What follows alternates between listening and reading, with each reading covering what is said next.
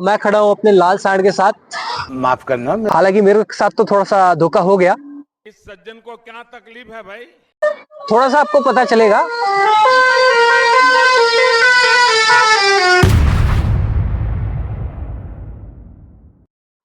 Hello and welcome back to my YouTube channel DDN Moto 3। स्वागत है आप सभी का इस चैनल में। उम्मीद करता हूँ आप सब बढ़िया होंगे, अच्छे होंगे। तो मैं खड़ा हूँ अपने लाल सांड के साथ। माफ करना। मेरे साथ यहाँ पर खड़ी है पल्सर N250। ये 2024 का मॉडल है। मेरे को ये बाइक लिए हुए 1.25 साल हो चुका है, लगभग सितंबर में ली थी मैंने ये 2024 के। और आज मैं शेयर करूंगा अपना ओनरशिप रिव्यू कि भाई 16,000 किलोमीटर चलाने के बाद इस बाइक में क्या क्या मेरे को खूबियां लगी, क्या क्या खामियां लगी। आपका जैसा कि आप MID पे देख सकते हैं 16,020 किलोमीटर लिखा आ रहा है। तो अब तक ये बाइक मैंने 16,020 किलोमीटर चला दी है। और बाकी इसका इंस्ट्रूमेंट जो अभी इसकी MID है वो भी काफी क्लियर लग रही है देखने में, ज्यादा इस पे स्क्रैच वगैरह भी नहीं आए।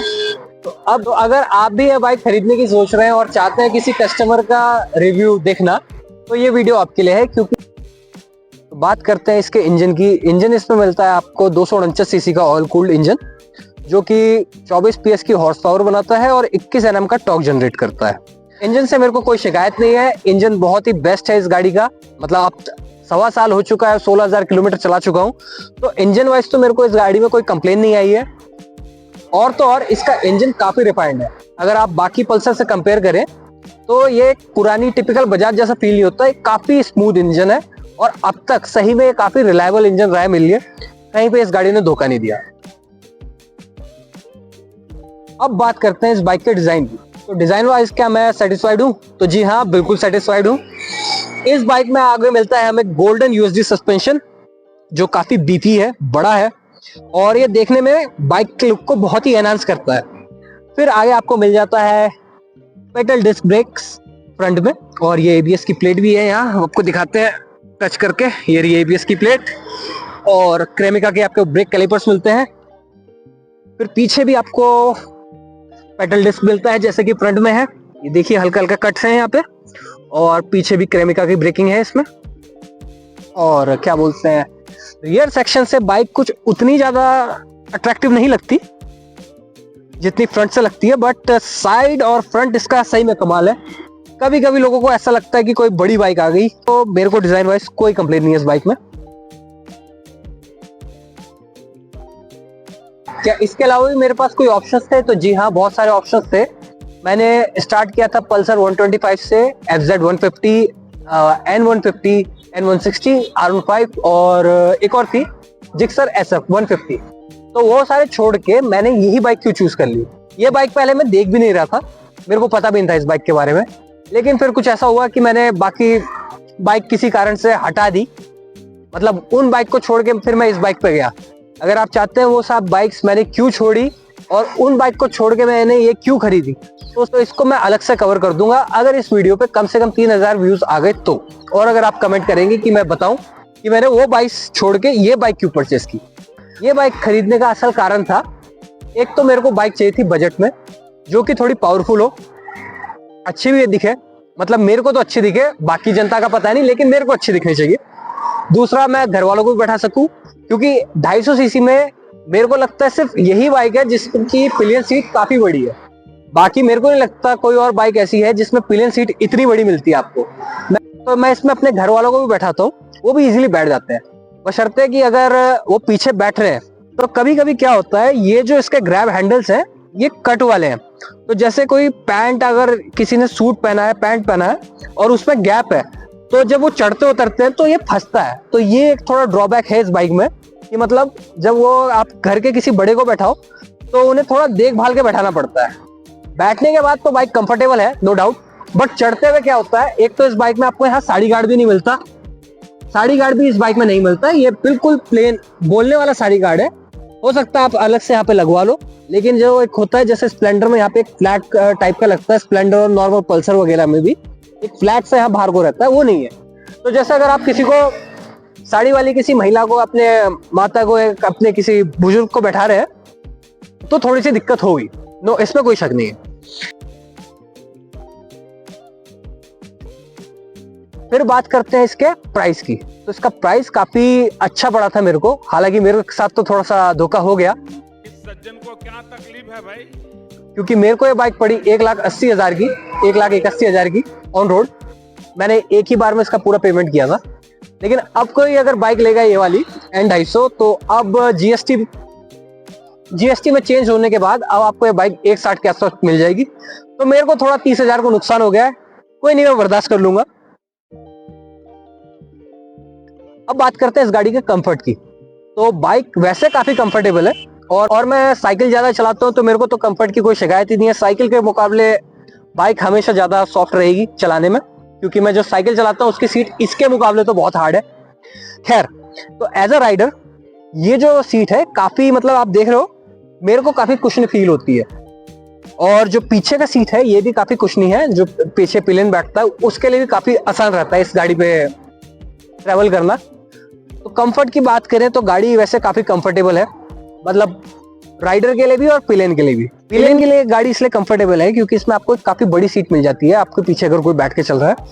मेरे को नहीं लगता इस बजट रेंज में इस समय कोई भी बाइक इतना ज्यादा स्पोर्ट्स सेगमेंट में स्पेशली इतना बड़ा सीट ऑफर करती है पीछे। तो इसमें मेरी मम्मी भी बैठ जाती है, मेरे पापा भी बैठ जाते हैं, और तो और जैसे कोई 60-70 साल के कोई दादा नाना दादा है आपके घर में, वो भी इस पे इजीली बैठ जाते हैं।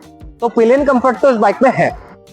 लेकिन जब पिलियन कंफर्ट की बात करते हैं हम, तो उनको जब चढ़ाना होता है वो एक थोड़ा सा समस्या है, क्योंकि बाइक पीछे से थोड़ी सी ऊंची है, बहुत ऊंची नहीं है, हल्की सी ऊंची है। अगर उनकी हाइट 5'2" या 5'3" या 5'1", 5 के आसपास भी है तो उन्हें चढ़ने में दिक्कत आएगी पीछे की सीट पे। अगर वो एक बार चढ़ जाते हैं बाइक पे तो फिर कोई दिक्कत नहीं है, फिर वो इजीली आपके साथ काफी लंबा ट्रेवल कर सकते हैं। ओवरऑल कंफर्ट की बात करूं तो सीट कंफर्ट तो राइडर का अच्छा है, लेकिन अगर जो राइडर है वो छोटा होगा, मतलब जैसे मैं हूं, मेरे जो शोल्डर है वो मेरे वेस्ट से बड़े हैं, तो मैं इस बाइक को चलाता हूँ तो मेरे को ज्यादा दिक्कत नहीं होती, मैं ऐसे बैठ के इजीली चला लेता हूँ। लेकिन अगर किसी का फ्रेम छोटा है, कोई पतला आदमी है या औरत है और वो इस बाइक को चला रहे हैं, तो उनके कंधे में जरूर दर्द होगा। तो यहाँ उनके कंफर्ट के साथ थोड़ा सा कॉम्प्रोमाइज है, क्योंकि उनको यूं ऐसे बाहर को होके ये बाइक चलानी पड़ेगी, क्योंकि जो इसके शॉकर है और जो हैंडल है वो काफी बाहर है, तो उनको ऐसे बैठ के चलानी पड़ेगी। तो उनके कंधे में दर्द हो सकता है अगर वो लंबा चलाएं।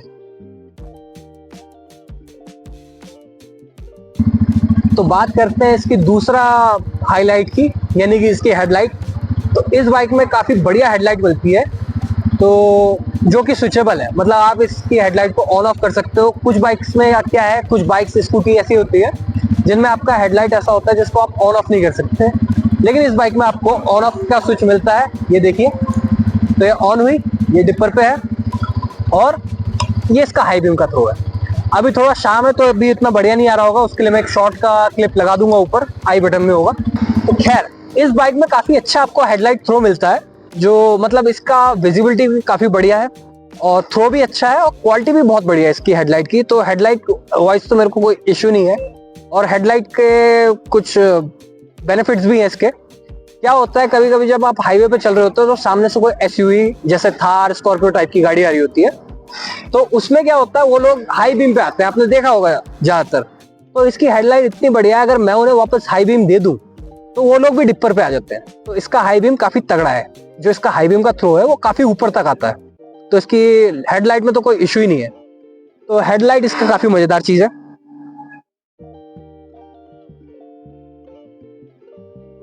तो अब बात करते हैं इसकी ब्रेकिंग की। तो ब्रेकिंग इस बाइक में काफी गजब मिलती है। हर कोई ये बोलता है कि भाई आपकी बाइक कितना भागती है, लेकिन आप इंडिया में रहते हो, यहाँ पे एकदम से कोई भी रोड पे निकल के आ जाता है, डंगर आ जाते हैं, बच्चे निकल के आ जाते हैं, तो आपकी बाइक कितना भाग रही है वो मैटर नहीं करता, आपकी ब्रेकिंग कितनी अच्छी है ये मैटर करता है। तो इस बाइक में सही में काफी जबरदस्त ब्रेकिंग मिलती है। आगे पीछे दोनों ही टायरों पे, मैं आपको बता चुका हूँ पहले ही, दोनों टायरों पे इस पे आपको एबीएस मिलता है। तो इस बाइक में एबीएस में भी कुछ मोड्स आते हैं, राइडिंग एबीएस मोड्स, जैसे कि ऑफ रोड, रेन, रोड। ये अपने नाम से ही क्लियर कर रहे हैं कि ये किस किस काम के लिए है। रोड ब्रेकिंग मोड आप तब यूज करेंगे जब आप हाईवे पे भगा रहे हैं, मतलब हाईवे पे चला रहे हैं, क्रूज कर रहे हैं, जो भी है। रेन आप कब यूज करेंगे, जब थोड़ा चिकड़ हो, कीचड़ सा हो रोड पे, तब आप रेन मोड यूज करेंगे ब्रेकिंग का। और ऑफ रोड आप ऐसे जैसे खराब रास्ते हैं, ग्रेवल्स हैं, या आप गांव खेड़े के आसपास चल रहे हैं, तब आप ऑफ रोड यूज करेंगे। इसके साथ साथ एडिशनल में हमें एक और फीचर मिलता है सेफ्टी वाइज, जिसमें ब्रेकिंग में ही मिलता है वो हमारा ट्रैक्शन कंट्रोल। तो जो ट्रैक्शन कंट्रोल है इस बाइक का वो स्विचेबल है, उसे हम ऑन ऑफ तभी कर सकते हैं जब आप ऑफ रोड मोड पे हो। अब बात करते हैं इसकी स्टेबिलिटी की। तो पल्सर N250 में हमेशा से स्टेबिलिटी का एक इशू रहा है। कई लोगों को वॉबलिंग इशू कई लोगों ने फेस किया है इसमें, कुछ लोगों को वॉबलिंग इशू नहीं आता, और कुछ लोग ये भी बोलते हैं कि ये बाइक हाई स्पीड पे उतनी ज्यादा कंफर्टेबल नहीं है। तो स्टेबिलिटी इशू तो ऐसा है इस बाइक का कि अगर आप 80 to 90 लेके जा रहे हो इस बाइक को जीरो से, तो आपको पता भी नहीं चलेगा कब पहुंच गई, और 80-90 जब ये चल रही होती है तो आपको फील भी नहीं आ रहा होता ये बाइक तेज चल रही है। 95 क्रॉस होने के बाद थोड़ा सा आपको पता चलेगा।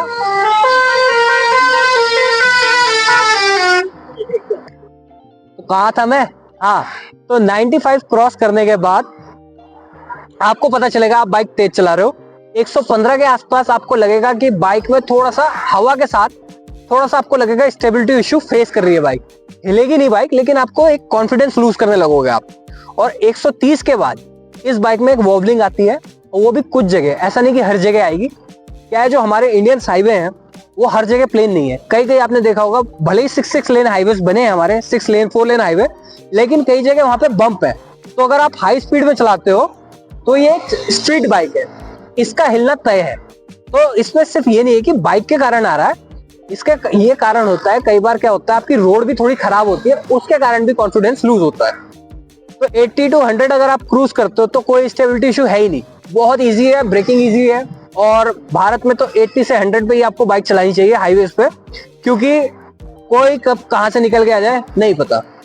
हालांकि 120 के ऊपर भी ये बाइक चलती है, इजीली चलती है, लेकिन आपको एक थोड़ा सा आपको रहेगा स्टेबिलिटी इशू नहीं, जो हवा का प्रेशर है ना 100 के बाद इस पे आता है, क्योंकि एक स्ट्रीट बाइक है, ये फेयरिंग बाइक नहीं है। तो आपको एक हवा फील होगी कि मतलब अगर किसी भी डायरेक्शन से हवा आ रही है तो आप थोड़ा सा बाइक उधर को लीन होने लगती है, तो वो आपको मेंटेन करना पड़ता है। यहाँ आपकी राइडिंग एक्सपीरियंस काम आती है। आमतौर पे वैसे इसमें कोई खास स्टेबिलिटी इशू नहीं है जब तक आप खुद से पंगे न लें गाड़ी के साथ। लेकिन अगर आप किसी और बाइक से कंपेयर करें, जैसे KTM हो गई या R15 हो गई, तो हाँ, उनके मुकाबले इसमें आपको एक थोड़ा सा मतलब स्टेबिलिटी इशू नहीं कहेंगे, कॉन्फिडेंस लूज होता है इसमें हाई स्पीड पे।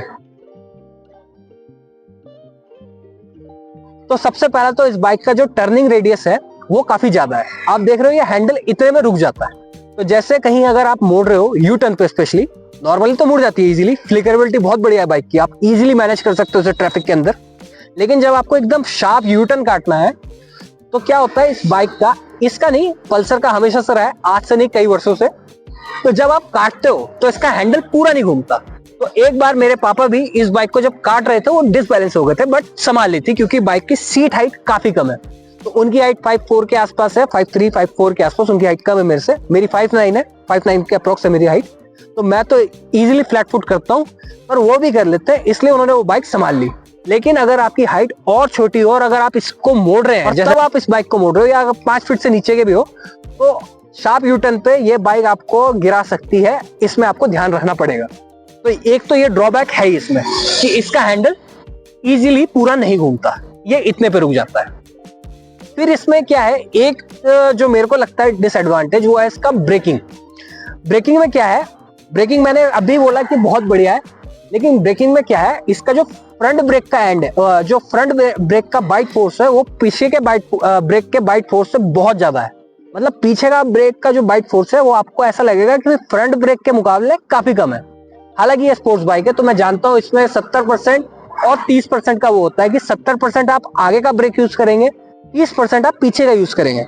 लेकिन क्या होता है, कुछ लोग होते हैं जो एक नॉर्मल बाइक से, स्प्लेंडर प्लैटिना टाइप की बाइक से, या पल्सर जो बेसिक पल्सर है, उनसे एकदम इस पे आए होते हैं, जिनमें CBS बाइक ब्रेकिंग आती है, कंबाइंड ब्रेकिंग सिस्टम। बट इसमें क्या है, ये जैसे आप बड़ी बाइक पे आओगे तो उनका फ्रंट ब्रेक ज्यादा पावरफुल होगा, पीछे का ब्रेक का बाइक थोड़ा कम होगा।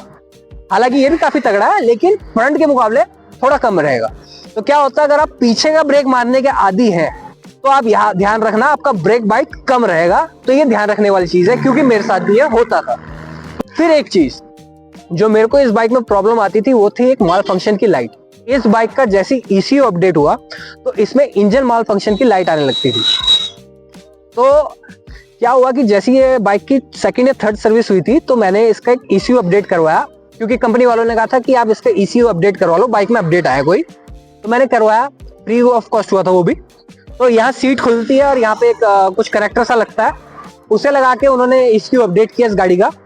लेकिन उसके बाद से क्या होता था, कई बार जब मैं सुबह बाइक ऑन करता था, भले ही मैं उसको लंबा ऑन करूं, मतलब एक होता है ना जब हम कोल्ड स्टार्ट करते हैं और फिर हम बाइक को ऑन करके छोड़ देते हैं कुछ देर, उसके बाद भी वो इंजन माल फंक्शन मेरे को हमेशा मतलब चुभता था आंखों में, तो एक वो दिक्कत आई थी। अब जाके वो सही हो चुका है, क्योंकि मैं उसे लेके गया उनके शोरूम पे, सर्विस स्टेशन पे, तो उन्होंने वो सही कर दिया। तो अब वो इशू मेरे को नहीं आ रहा। तो माइलेज वाइज मैंने बताना भूल गया था, ये माइलेज मेरे को देती है 38 का सिटी में, मतलब जो नॉर्मल कंडीशन है 38 से 39 का माइलेज देती है। और ये बाइक माइलेज मैं आपको बता रहा हूँ tank to tank, not MID वाला। और हाईवे पे लखनऊ जब मैं गया था इस पे, तो इस बाइक ने मेरे को 44 का माइलेज दिया था, जहाँ पे मैंने मतलब बहुत तेज नहीं चलाई थी, पर 75 to 80 क्रूज किया था। यहाँ से लगभग 600 किलोमीटर का डिस्टेंस है देहरादून से, तो 44 का इसने हाईवे पे माइलेज दिया, 70 to 80 की स्पीड पे, 75 to 80 की क्रूजिंग स्पीड में। लेकिन सिटी के अंदर ये 38 तक का माइलेज इजीली दे देती है आपको। बाकी अगर आप ज्यादा ही पुल करके चलाओगे तो माइलेज जरूर कम हो जाएगा, 35 के नीचे हो जाएगा। लेकिन आज तक मेरे को इससे 38 से नीचे माइलेज इस बाइक में कभी नहीं मिला। तो माइलेज इस बाइक का काफी अच्छा है 250 सीसी के हिसाब से। और इस बाइक में मेरे को ऐसी कोई भी बड़ी समस्या नहीं आई अब तक। मतलब हाँ, ये है कि जरूर है कि भाई 100 के बाद थोड़ा सा मेरे को ये फील होता था कि बाइक उतना ज्यादा मतलब मजा नहीं आ रहा उसे चलाने में, क्योंकि 100 के ऊपर बाइक खिंच रही होती थी। मतलब इंजन तो पुल करता था, लेकिन मतलब ऐसा होता है ना कि कॉन्फिडेंस नहीं आ रहा, तो ये चीज मेरे को बस इशू आता था इसमें। लेकिन एज सच कोई इशू नहीं आया बाइक में, बाइक के चलने में कोई इशू नहीं आया, कहीं बाइक ने रास्ते में धोखा नहीं दिया। और बाकी कई लोगों को बहुत अजीबोगरीब इशू होते हैं, जैसे किसी का ये जो मड गार्ड है, वो जो इसका ग्राउंड क्लियरेंस है, कई लोगों के हिसाब से काफी कम है। लेकिन मैं ऐसे गांव खेड़े में चलाता हूँ, आपने देखी होंगी मेरी वीडियोस, और कई बार मैं कभी कभी 100 किलो के आदमियों को भी पीछे बैठा लेता हूँ, तो भी बाइक नहीं लगती नीचे। सो कंक्लूड करते हैं इस वीडियो को। हो सकता है मैंने आपके कुछ डाउट्स क्लियर किए हो कि ये बाइक किसको खरीदनी चाहिए, किसको नहीं खरीदनी चाहिए। तो 1.5 साल से तो मतलब 1.25 साल से तो अभी इस बाइक पर कोई खास अपडेट आया नहीं है, बस वही है। कलर्स भी इसमें 3 ही आते हैं, रेड, व्हाइट और ब्लैक। तो ब्लैक में ये गोल्डन USD नहीं मिलता आपको, व्हाइट और रेड में मिलते हैं। और ये बाइक किसको लेनी चाहिए मैंने बता दिया, जो बजट कॉन्शियस बंदा है, जिसको 250 सीसी की बाइक चाहिए, माइलेज 38-35 तो प्लस 100% दे देगी, माइलेज ठीक ठाक चाहिए, पावर एक डिसेंट चाहिए, बहुत पावरफुल भी बाइक नहीं चाहिए, उनके लिए बाइक है। और जिसको सिर्फ बाइक भगाने से मतलब है, तो उसके लिए ये बाइक अच्छी नहीं है, वो लोग NS पे चले जाए। NS इसके मुकाबले ज्यादा अच्छी बाइक है टॉप एंड पे चलाने के लिए और खींच के चलाने के लिए। उसमें आपको 6 गियर भी मिलते हैं, इसमें मिलते हैं 5। कभी कभी, बहुत ही कभी कभी मेरे को सिर्फ 6 गियर की कमी महसूस होती है। वो भी बहुत रेयर होता है कि कहीं ऐसा हाईवे मिल गया जहाँ 6 लेन हाईवे है, वहां पे मेरे को जरूर लगता है कि हाँ 6ठे गियर की कमी है। लेकिन जो नॉर्मल हाईवेज है वहाँ 5वें गियर से ही मैं संतुष्ट हूँ। तो वीडियो यहीं एंड करता हूँ। उम्मीद है आपको ये वीडियो कुछ इन्फॉर्मेटिव लगा हो। Thank you.